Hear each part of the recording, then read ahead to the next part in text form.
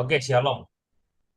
Shalom rekan-rekan sekalian, saya bersyukur untuk sekali lagi kesempatan kita, momen ini untuk kita boleh belajar akan kebenaran firman ya. Saya mengajak kita terlebih dahulu masuk di dalam doa, kita mohon pimpinan dan penyertaan Tuhan. Bapa dalam kerajaan sorga, kami bersyukur kalau kami mendapatkan kesempatan boleh bersama-sama belajar akan kebenaran firman-Mu. Dan biarlah firman ini bukan hanya sekadar kami tahu, karena kami semua orang Kristen tahu akan amanat pemuritan sebelum Engkau naik ke surga diberitakan kepada setiap kami. Tetapi ajar kami Tuhan bukan hanya sekadar mengetahuinya, tetapi itu boleh menjadi sebuah tugas dan panggilan kami yang kami lakukan dengan sukacita dan penuh kasih. Seperti kami sudah mendapatkan berita bahagia itu, berita kabar baik itu kepada setiap kami. Dan biarlah Tuhan Engkau yang memampukan kami dan menolong kami untuk bisa menangkap isi hati Tuhan dan melakukannya di dalam kehidupan kami. Biarlah Roh Kudus memberikan kemampuan dan kemauan di dalam diri kami untuk kami boleh melakukan pekerjaan baik yang Tuhan sudah sediakan sebelumnya. Terima kasih Tuhan. Hanya di dalam nama Tuhan Yesus Kristus kami berdoa. Amin.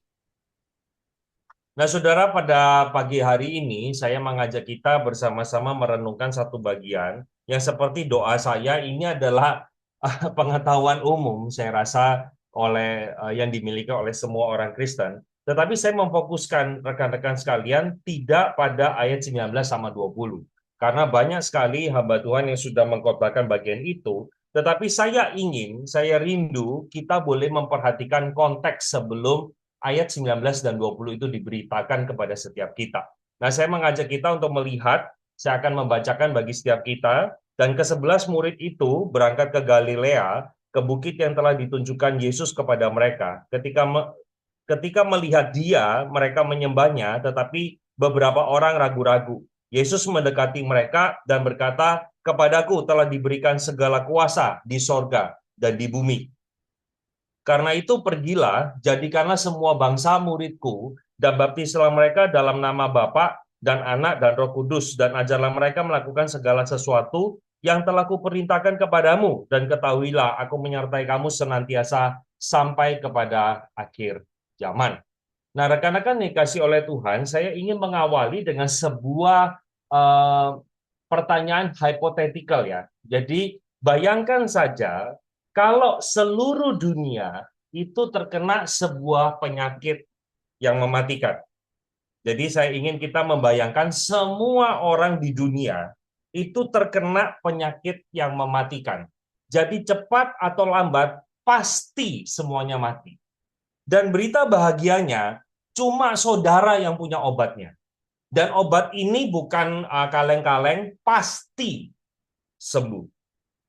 Nah, saudara, kalau misalnya kita sudah tahu obatnya, dan kita tahu bahwa semua orang ini akan mati oleh penyakit tersebut, bukankah kita menjadi egois ya kalau kita memilih untuk, udahlah, ngapain orang tahu, biarkan mereka mati. Satu ya, saudara ya. Yang kedua, bukankah menjadi jahat ketika kita sengaja untuk tidak memberitahukan hal ini, padahal kita tahu gejala-gejalanya orang ini menuju kepada sesuatu yang mematikan dia. Nah, rekan-rekan dikasih oleh Tuhan, saya menggunakan analogi ini sebenarnya untuk menceritakan tentang penginjilan itu sendiri. Kita tahu bahwa seluruh orang di dunia ini terkena satu, saya kasih tanda petik, yaitu penyakit yang mematikan yang bernama dosa. Cepat atau lambat semua orang akan mati dan terpisah dengan Allah. Dan berita bahagianya, kita adalah orang-orang percaya yang punya kabar baik itu. Kita tahu obatnya, kita tahu jalan keluarnya. Tetapi seringkali, saudara, yang terjadi adalah kita tidak mau membagikan kabar baik itu kepada orang-orang yang masih mengalami penyakit mematikan ini. Nah, saya mencoba memikirkan ya, ada beberapa faktor penyebab kenapa seseorang itu pada akhirnya tidak mau memberitakan Injil. Yang pertama, ya sederhananya mungkin dia tidak tahu Injil.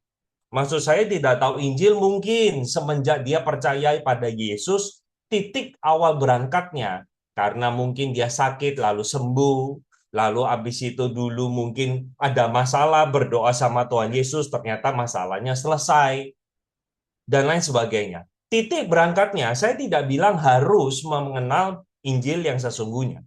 Tetapi sebenarnya itu adalah gerbang awal untuk dia bertemu dan mengenal siapa Yesus yang sesungguhnya. Soalnya kalau orang Kristen hanya mengawali hidupnya berdasarkan perbuatan-perbuatan yang ajaib, saya percaya kok, yang menumbuhkan itu bukanlah perbuatan ajaib itu. Karena bangsa Israel adalah bukti yang paling nyata. Kurang kurang dahsyat apa yang mereka alami. Mereka mengalami hal-hal yang luar biasa. Berjalan kiri kanannya ada air, ada mana, ada daging. Mereka melihat tiang awan, tiang api. Tetapi hal itu tidak membuat mereka menaruh hatinya kepada Tuhan.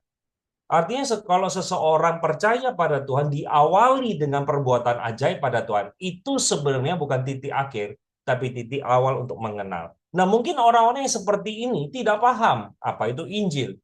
Makanya tidak heran ketika dia memberitakan Injil, dia akan memberitakan kalau kamu sakit, kamu sembuh. Ikut Yesus. Kalau kamu miskin, kamu akan mendapatkan kelimpahan kalau ikut Yesus.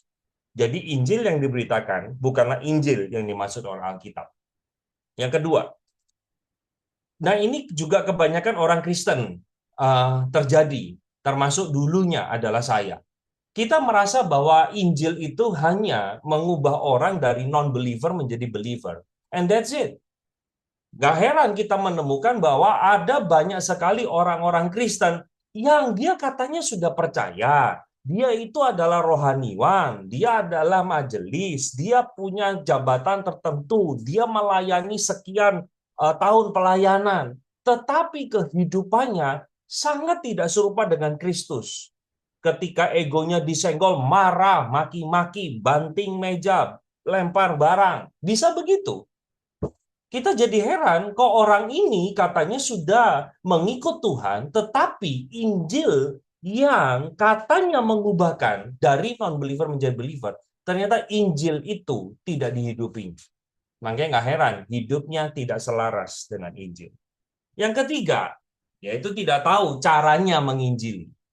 Saudara, saya tinggal di Singapura ya. Saya sedih sekali melihat ada beberapa orang-orang Kristen di kalangan tertentu yang kalau menginjili, nggak melihat konteks, nggak melihat lawan bicaranya sedang ngapain, lalu pokoknya dia beritakan Injil seolah-olah agama lain itu dijelek-jelekan gitu.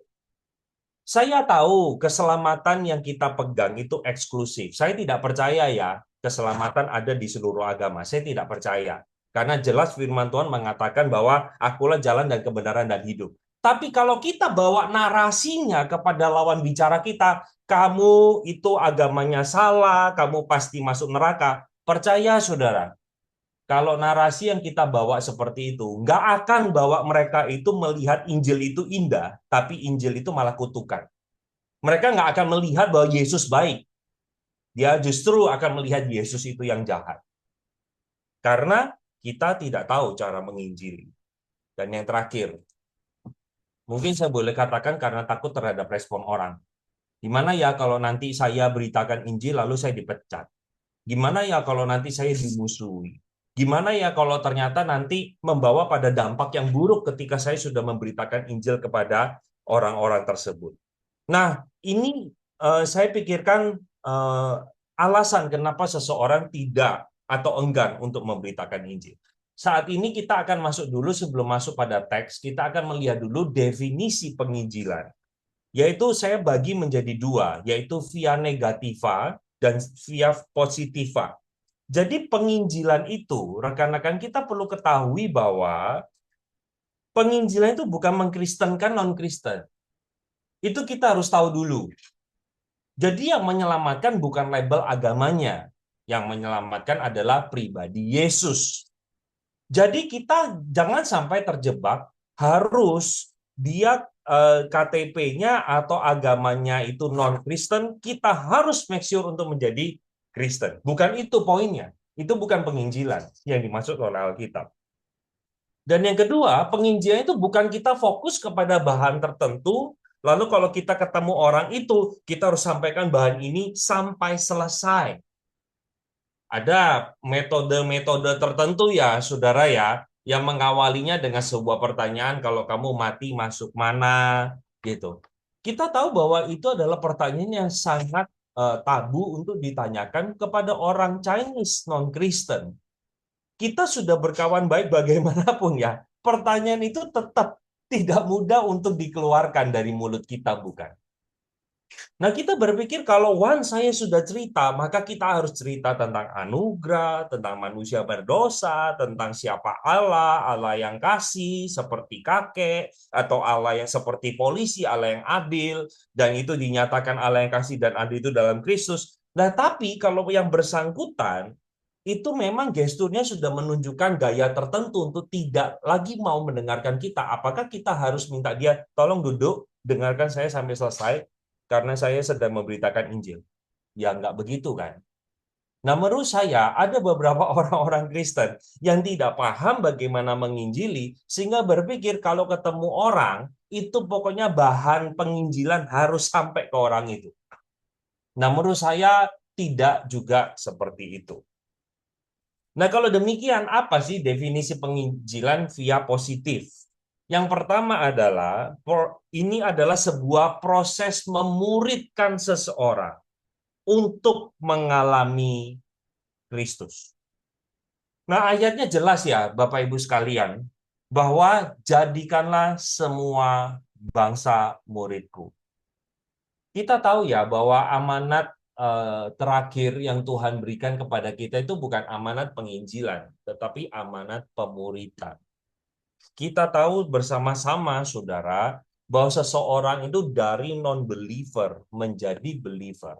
Ternyata ada sebuah long journey atau long process yang terjadi pada diri orang itu. Saya menggunakan sebuah scale atau skala yang dibuat oleh Angel Scale, Steps to Christ. Ternyata, saudara, pada waktu orang itu surrender to Jesus, ternyata ada 9 anak tangga yang harus dilalui sampai pada titik dia mengatakan, aku mau terima Yesus. Saudara, saya pernah bertemu dengan satu anak remaja. Dia mengaku saya tidak percaya adanya Tuhan. Saudara, saya butuh eh, waktu tertentu untuk menjelaskan kepada anak ini bahwa kamu lebih make sense percaya Tuhan nggak ada atau Tuhan ada. Nah, penginjilan itu adalah bagaimana kita membawa dia bukan sampai pada titik 10. Karena orang naik dari titik 1 ke titik 2, itu kalau bukan Allah Roh Kudus yang bekerja, ya nggak akan terjadi gitu. Karena bagi saya, perubahan dari non-believer, yaitu titik nomor 1, sampai ke yang nomor 10, itu semua, bahkan sampai 15, itu adalah semua juga pekerjaan Roh Kudus. Tetapi in the same time, kita mengambil bagian untuk bisa memberitakannya.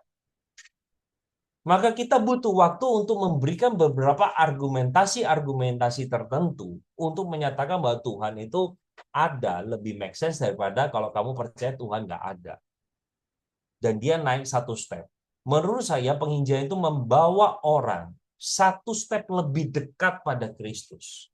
Itu definisi penginjilan positif yang pertama. Yang kedua adalah penginjilan itu berbicara tentang bagaimana kita menceritakan Yesus melalui perkataan kita, melalui perbuatan kita, pemikiran kita, keputusan, bahkan seluruh kehidupan kita. Saudara yang hadir di tempat ini, saya percaya kita punya profesi beda-beda. Role kita beda-beda. Ada yang mungkin menjadi tenaga profesional. Tetapi ada mungkin di level tertentu yang melakukan kebijakan-kebijakan, membuat keputusan-keputusan yang berpengaruh kepada seluruh karyawannya. Pertanyaannya adalah, apakah kita pada waktu melakukan kebijakan-kebijakan tertentu, keputusan tertentu, di sana itu mencerminkan Kristus apa tidak? Sedih sekali ketika saya melihat ya, beberapa waktu yang lalu, terjadi scam besar-besaran pada robot trading. Pelakunya adalah orang Kristen katanya. Dan sangat mengecewakan sekali dan sangat memalukan nama Tuhan. Apa yang dikerjakannya. Atau kalau setiap kita mungkin adalah pimpinan di perusahaan atau di tempat kerja kita, apakah Kristus itu ditunjukkan juga nggak? Lewat cara kita berpikir, cara kita ambil keputusan, cara kita berkata-kata, dan cara kita melakukan, menunjukkan kehidupan kita lewat perbuatan dan seterusnya. Nah, saudara, kita sekarang, setelah kita melihat definisi daripada penginjilan, baik itu via negatif dan via positif, saya mengajak kita untuk masuk kepada teks kita pagi hari ini. Jelas teks ini diawali dengan satu kata penghubung, yaitu kata dan. Nah, saya nggak tahu ya, seberapa banyak di antara kita yang notice kata dan ini. Kayaknya banyak orang yang tidak notice pada hal ini. Karena ya satu kata ini apa sih pentingnya? Menurut saya, saudara, inilah yang menjadi konteks. Nah, kalau kita lihat, kalau LAI menggunakan kata dan, berarti bagian ini punya korelasi dengan bagian sebelumnya. Kita tahu bagian sebelumnya ayat 11 sampai 15, saya nggak bacakan ya, tetapi ayat ini berbicara tentang kubur Yesus kosong. Ya, kubur Yesus kosong. Jadi kalau sebelum ayat 11 kita lihat kubur kosong menunjukkan Yesus hidup. Tetapi narasi yang kedua ini ayat 11 sampai 15 menunjukkan kubur kosong belum tentu Yesus hidup. Tetapi narasi ini disampaikan di kalangan serdadu dan imam-imam kepala untuk menyatakan bahwa apa yang terjadi kalau kubur kosong itu adalah mayat dicuri. Nah, di tengah situasi itu, ayat 16 itu muncul. Dan, nah menurut saya, rekan-rekan sekalian, seharusnya ayat 16 itu tidak menggunakan kata dan. Karena kalau dan itu kan setara. Jadi saya membeli jeruk dan apel. Maka jeruk sama apel itu setara. Tetapi karena ini adalah sebuah narasi yang negatif yang disampaikan tentang penjelasan kubur kosong, yaitu Maya dicuri, harusnya ayat 16 itu tidak berbunyi dan ke-11 murid itu berangkat, tetapi digunakan kata tetapi ke-11 murid itu berangkat ke Galilea, ke bukit yang telah ditunjukkan Yesus kepada mereka. Yang seolah-olah selalu ada dua narasi yang terjadi di sana. Narasi yang tidak percaya Yesus bangkit dan narasi yang percaya Yesus bangkit. Dan mereka yang percaya Yesus bangkit, mereka mengambil keputusan untuk pergi ke bukit yang Yesus sudah janjikan. Jadi mereka berangkat ke sana. Nah, disambung kepada ayat yang ke-17 dikatakan apa? Ketika melihat dia, mereka menyembahnya, tetapi beberapa orang itu ragu-ragu. Saudara, kenapa ada murid-murid yang ragu-ragu? Kita ingat ya, murid sisa cuma 11. Kenapa? Yudas sudah mati, gantung diri. Murid sisa 11. Alkitab tidak menyatakan siapa yang ragu-ragu. Tetapi apa yang mereka ragukan? Bisa jadi yang mereka ragukan adalah, ya, mayat Yesus dicuri. Ya terus yang saya lihat ini beneran Yesus apa enggak? Ya bisa, mungkin dari sisi sana. Atau mungkin keraguannya itu ditunjukkan lewat kisah para rasul. Tuhan, kapan engkau akan memulihkan Israel? Itu kisah para rasul 1 ayat 6. Ya mungkin para murid itu bingung. Ya Yesus sudah bangkit sih, sekarang mau naik ke sorga. Ya Israel kapan ya dipulihkan? Ayat ini tidak memberitahu lebih jelas, tetapi kita tahu bahwa ada di antara murid-murid itu yang mengalami keraguan. Di tengah kondisi ada pecah antara murid yang yakin dan murid yang ragu. Ayat 18 itu muncul, rekan-rekan sekalian.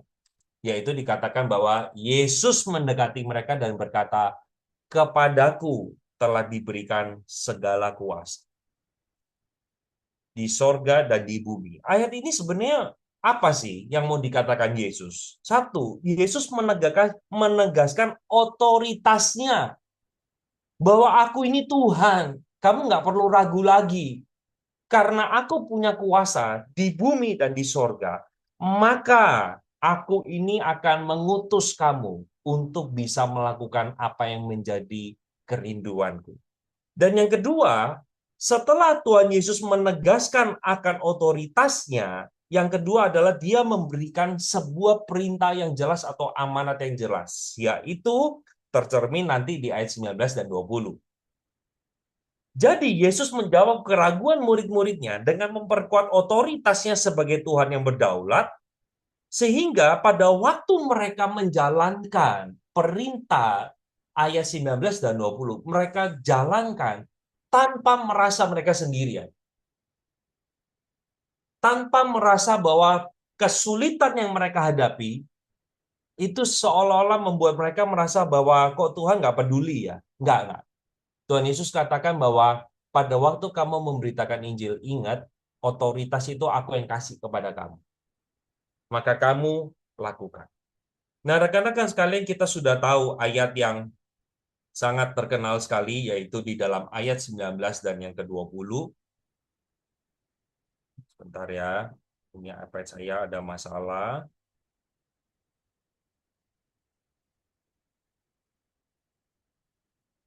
Sebentar, saudara ya. iPad saya nge-hang.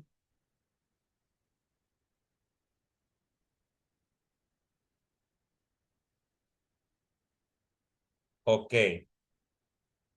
Jadi saudara, di dalam ayat 19 dan 20 ini, kita bisa lihat saya kasih ada beberapa warna di sana ya. Jadi kalau apa ayat yang berwarna atau kalimat yang berwarna kuning ini dalam bahasa Yunaninya menggunakan kalimat indikatif. Indikatif itu artinya itu kalimat utama. Dan yang berwarna merah atau ungu itu sebenarnya semua adalah kalimat yang mendukung kepada kalimat utama. Jadi perintahnya itu bukan ngomong pergi atau baptis, tetapi perintah utamanya adalah jadikanlah semua bangsa muridku. Nah, ini perlu kita ketahui ya rekan-rekan. Maksud saya begini loh.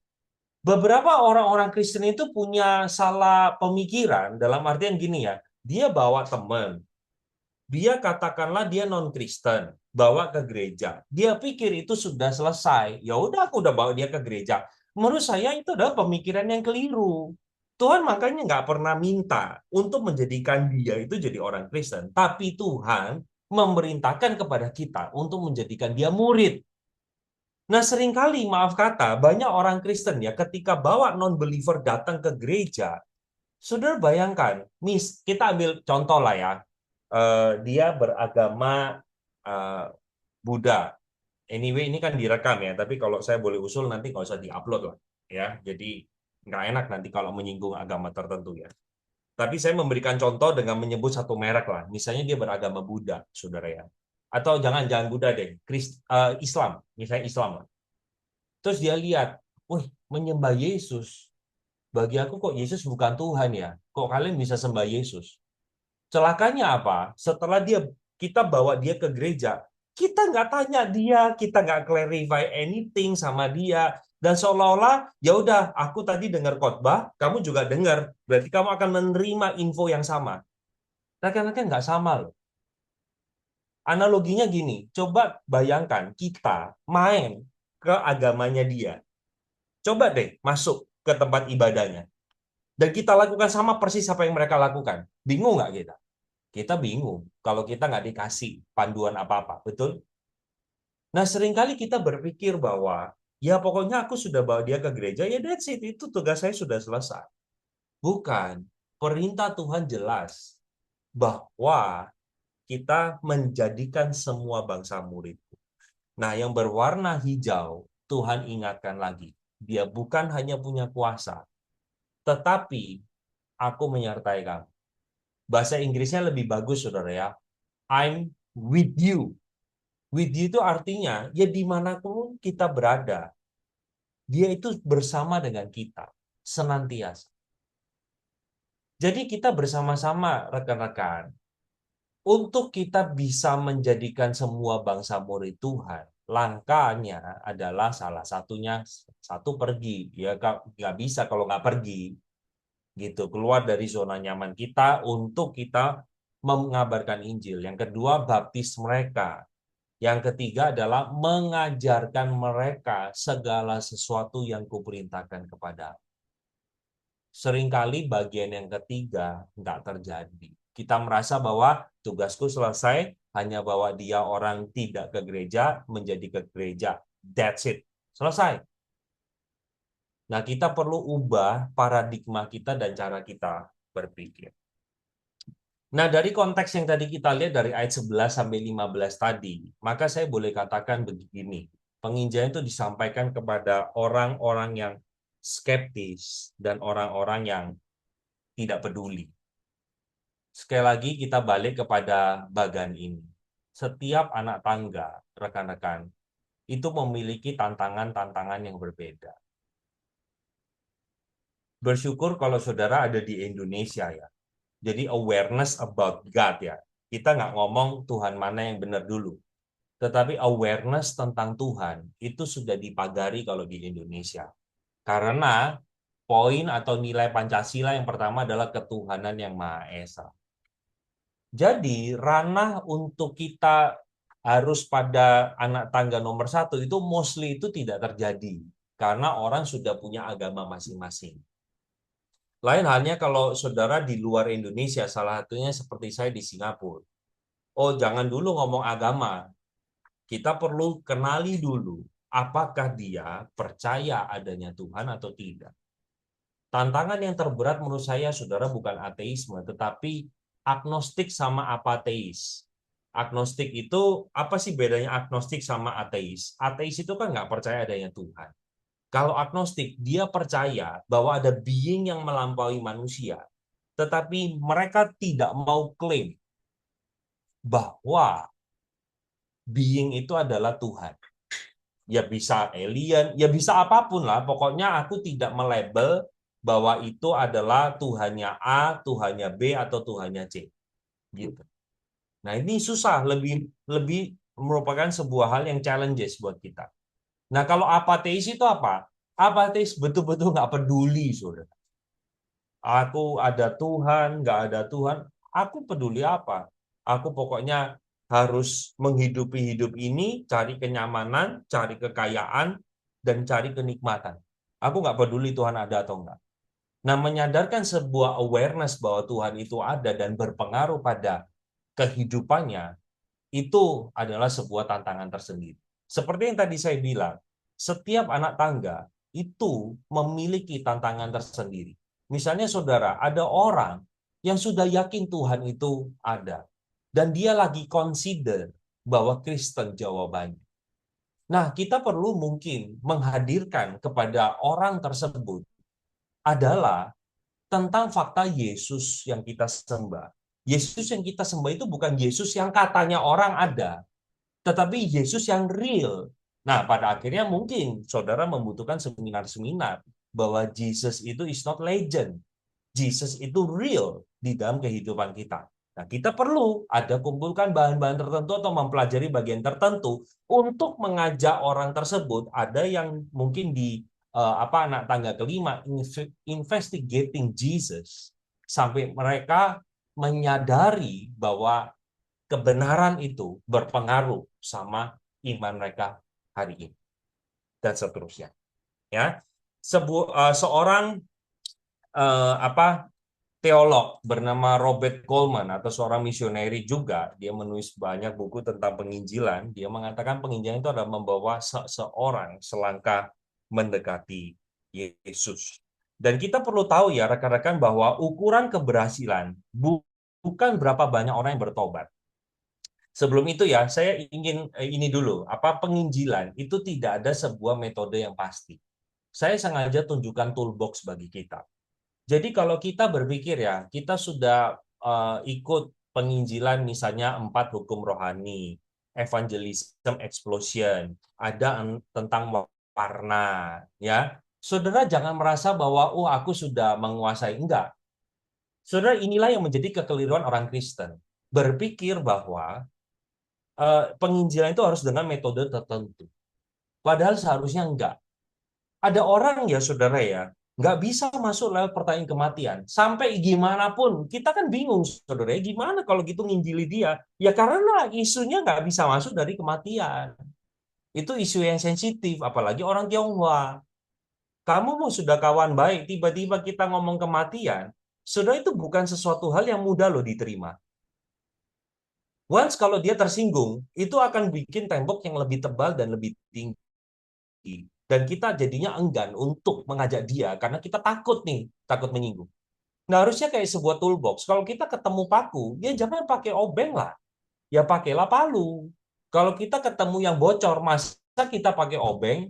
Ya nggak bisa, harus pakai solatip dan lain sebagainya. Jadi kita bertemu dengan berbagai macam kondisi orang. Titik berangkatnya kan beda-beda, saudara. Ini saya balik lagi ya. Titik berangkatnya beda-beda. Dia isunya bukan kematian kok. Terus misalnya kita tanya, Mbak, Pak, atau Bu, eh, kalau mati kira-kira Bapak atau Ibu masuk mana? Sorry ya, masuk mana? Aku surga neraka aja aku nggak percaya. Karena aku nggak percaya Tuhan itu ada. Nah, saudara gimana dong sampainya? Waduh, belum latihan deh. Nah, karena tantangannya memang berbeda setiap orang, gitu. Jadi menurut saya jalan masuknya tidak bisa harus menggunakan metode tertentu. Dan ukuran keberhasilannya, ini yang tadi saya bilang, saudara bukan terletak pada berapa jumlah orang yang bertobat karena pemberitaan saya. Saudara kalau mengukurnya gini, wah saya memberitakan Injil sudah ada 10 orang yang bertobat. Wah, saya sih agak ini, saudara ya, agak khawatir kalau saudara merasa bahwa orang ini bertobat karena jasa kita. No, siapa kita, saudara, yang bisa mengubah dia dari non-believer menjadi believer? Kita tahu dengan jelas kok, firman Tuhan mengatakan bukan kamu yang memilih aku, tetapi aku yang memilih kamu. Itu di dalam Yohanes 15 ayat 16. Jelas, kalau Tuhan yang sudah memilih kita, maka dia akan pasti mengalami pemulihan dari Tuhan. Dalam artian dia pasti dari non-believer akan menjadi believer. Hanya Injilnya nanti diceritakan lewat siapa atau lewat apa. Jadi saudara, ukuran keberhasilan menurut saya adalah ketika kita bisa memberitakan isi Injil kepada yang bersangkutan. Dan kita bisa berinteraksi lebih lanjut ketika percakapan itu terputus dan tidak bisa dilanjutkan hingga selesai. Menurut saya itu adalah ukuran keberhasilannya, bukan sampai pada pertobatan orang itu. Dan saya menawarkan saudara, jalan masuk penginjilan itu pada dua problem yang manusia miliki. Yang pertama, saudara, saya sebut sebagai problem fundamental. Ini saya pinjam dari konsep pendeta Yakub Trihandoko. Dan juga problem eksistensial manusia. Nah, saudara, problem fundamental itu terdiri dari tiga, yaitu kematian, dosa, dan penderitaan. Nah, kematian itu adalah salah satu saja. Salah satu saja, saudara. Jadi, berita bahagianya adalah begini, saudara ya. Semua agama membicarakan tiga hal ini. Semua. Semua agama memberitakan tiga hal ini. Dan tidak ada yang memberikan solusi yang sama. Hanya Kristen yang memberikan solusi yang totally different. Dan ketika saudara saya diizinkan untuk belajar melalui sesi apologetika, saya melihat agama-agama yang ada, cara mereka mengatasi kematian, cara mereka menghadapi dosa, cara mereka melihat penderitaan. Saudara, mereka melihatnya semua dengan cara yang berbeda. Dan di antara itu semua, saya melihat kekristenan jauh lebih unggul. Contoh, saudara, contoh. Saudara, kata agama tertentu, manusia itu dilahirkan itu seperti kertas putih, tergantung siapa yang menulis. Jadi agama ini menceritakan konsep dosa. Dosa itu dimulai dari orang nih yang nulis nih. Kalau keluarganya kasih warna gelap, ya jadilah gelap anak itu. Kalau dia kena lingkungan yang kurang baik, ya jadilah anak itu menjadi produk tertentu, dan lain sebagainya. Tapi kita tahu bersama-sama, saudara, Alkitab menyatakan bagi kita, dosa itu, masalahnya bukan kita dilahirkan kertas putih. Kita ini kertas hitam. Kita ini sudah punya natur dosa. Dan itu yang menjelaskan bagi kita bahwa kenapa seorang anak kecil tidak terpapar YouTube, tidak terpapar dengan orang di luar keluarganya, kok bisa belajar untuk tamak? Kok tahu kalau misalnya ditawarin ayam, ambil yang besar, jangan yang kecil. Kalau dikasih permen, ambil yang banyak, jangan yang sedikit. Kok tahu, saudara, dia cara berbohong? Siapa yang ngajarin? Nah, saudara, kekristenan justru ingin menyatakan bahwa dosa tidak berbicara soal peraturan. Dosa berbicara soal natur. Apa yang ada di dalam diri kita.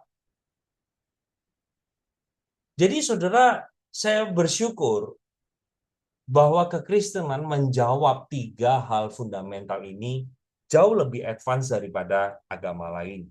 Dan problem eksistensial manusia ini sebenarnya banyak. Saya hanya memberikan 4 contoh saja, yaitu berkaitan dengan penerimaan, tentang pengampunan, tentang pengakuan, tentang keberhargaan. Saudara, eh, sempat waktu yang lalu saya lihat di thread ya, apa kayak itu kayak thread itu kayak Twitter gitulah ya. Seorang artis bernama Lucinta Luna. Saudara, 3 bulan ini dia membisu karena apa? Karena rupanya 3 bulan yang lalu itu dia melakukan operasi pita suara.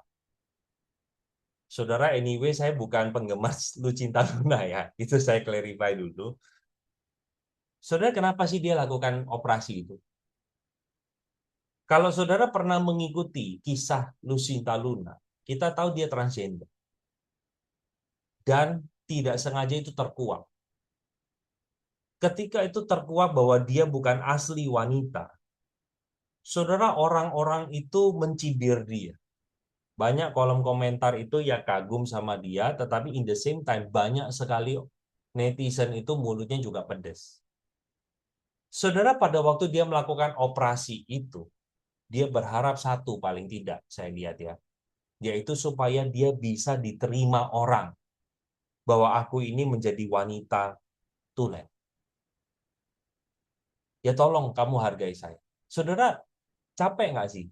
Kalau ternyata setelah dia operasi, tetap keberadaannya tidak diterima. Dia akan tetap terluka kok. Betul nggak? Saudara, kasihan nggak orang-orang yang seperti Lucinta Luna ini? Dia melakukan upaya-upaya tertentu supaya dia diterima orang. Sementara Kristus menawarkan, kamu tidak perlu lakukan apa-apa dan datang kepadaku. Apa adanya kamu. Dan Tuhan Yesus menerima kita. Saudara, kita bersyukur ya. Dua isu ini dijawab tuntas melalui Injil. Injil berbicara tentang kehidupan Yesus, karya terbesarnya yaitu ditunjukkan melalui kematian dan kebangkitan. Dan itu terlihat jelas bagaimana Injil menggapai hati kita. Dan ada 3 halangan besar, saudara, yang muncul ketika seseorang tidak mau percaya pada Yesus. Yang pertama, saya sebutnya sebagai halangan intelektual. Saudara, kalau mengalami ada orang yang kita injili, dia bertanya, coba buktikan misalnya Yesus itu Tuhan dan manusia. Aku nggak percaya kok, nggak masuk akal. Nah, saudara perlu notice dulu, ini halangannya apa? Oh, halangan intelektual. Maka kalau halangan intelektual, saudara perlu berapologetika secara santun. Kalau misalnya kita ketemu halangan yang berikutnya adalah halangan emosional. Kita ini sudah beritakan Injil nih, berita tentang Yesus sudah dikabarkan, dia menerima engkau apa adanya, tetapi dia bilang begini, aku nggak mau jadi Kristen. Karena orang Kristen, aku ini jadi bangkrut.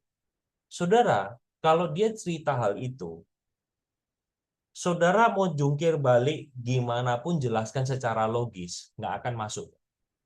Karena halangannya emosional. Karena dia kecewa terhadap orang Kristen. Saudara, solusinya apa kalau halangan emosional? Saudara perlu menunjukkan kepedulian, doa, dan kasih sama dia. Saudara nggak perlu jelasin soal apologetika secara santun. Nggak perlu. Kita tunjukkan kasih yang tulus.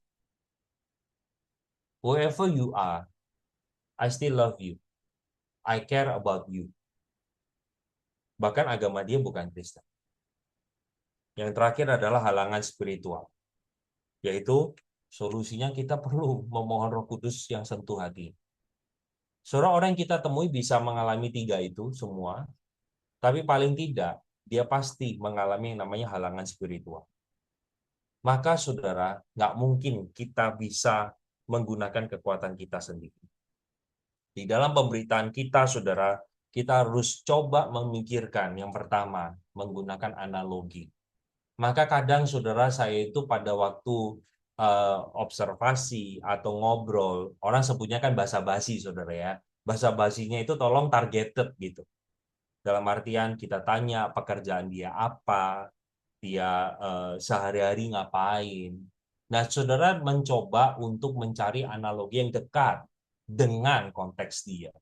Saudara bayangkan kepada ibu rumah tangga, terus saya menceritakan analoginya adalah cryptocurrency yang Bitcoin. Ya nggak nyambung, saudara. Yesus kepada wanita Samaria, dia pakai air. Kepada orang Farisi, dia pakai analogi lain. Dia pakai koin bahkan. Saudara kita perlu kenal, makanya pada waktu basa-basi membangun percakapan, saudara perlu tahu siapa dia. Sehingga pada waktu kita memberikan contoh-contoh itu lekat dengan dia. Dan yang kedua, saudara, baru kita berpikir, jembatannya apa ya untuk saya bisa menyatakan Injil. Injil Yesus kepada dia. Nah, aplikasinya, saudara, pentingnya kita belajar untuk bisa kita memberikan penjelasan yang tepat dan benar. Saya sampai detik ini terus belajar. Tetapi seringkali tantangan terbesarnya itu adalah bukan pada belajarnya, tapi bagaimana kita mengalahkan diri kita sendirinya, saudara. Dan yang kedua adalah tujuannya bukan memenangkan perdebatan, tetapi memenangkan jiwa. Saudara, ini benar-benar terakhir, ini sikap dalam kita menyampaikan Injil. Yang pertama, saudara, kita perlu rasional. Rasional itu begini loh. Jangan kita sampai berpikir ya, coba bagaimana bisa sih Allah itu tiga tapi satu itu juga tiga. Itu nggak make sense. Nah, saudara nggak bisa gini. Ya udah deh, lu tanya pendeta Kristen aja dah. Nggak bisa. Nah, saudara kita perlu tahu akarnya dari mana. Konsep logisnya seperti apa. Saudara, anak-anak terutama Gen Z sekarang, saudara, yang nggak bisa dia akan terima hanya sekadar otoritas kata pendeta kayak gitu. Mereka butuh penjelasan runut logikanya seperti apa sampai kita pada akhirnya menyatakan bahwa ini cukup rasional untuk kamu terima. Yang kedua, saudara, bukan hanya rasional tetapi berhikmat. Kalau kita tahu yang bersangkutan yang kita ajak bicara, saudara, tidak dalam kondisi yang baik untuk kita sampaikan Injil, saudara lebih baik jangan ngomong Injil. Lebih baik tunjukkan kasih yang tulus. Kita tahu dia setiap kali kita ajak ngomong dia lihat jam gitu. Ya kita tahulah apa yang kita harus terus target dia harus hari ini dengarkan Injil. Saudara, justru yang terjadi adalah dia antipati sama orang Kristen. Yang ketiga, kita harus cukup humble, saudara. Maka saya menawarkan narasi yang kita bawa bukan gini loh. Kamu non Kristen, aku Kristen. Di luar Kristus semuanya mati masuk neraka. Saudara, kalau narasinya kayak gitu, nggak akan ada yang mau percaya. Mereka akan benci kita. Maka kita perlu humbly untuk datang sama mereka dan mengerti konteks mereka. Makanya masuk dari konteks mereka ketimbang kita menawarkan sebuah ide baru. Yang out of nowhere kita sampaikan itu tanpa memahami akan kondisi dia. Yang keempat adalah, sorry bukan lovely tapi lovingly ini ya bahasa Inggrisnya. Saya lupa belum ganti, yaitu dengan kasih.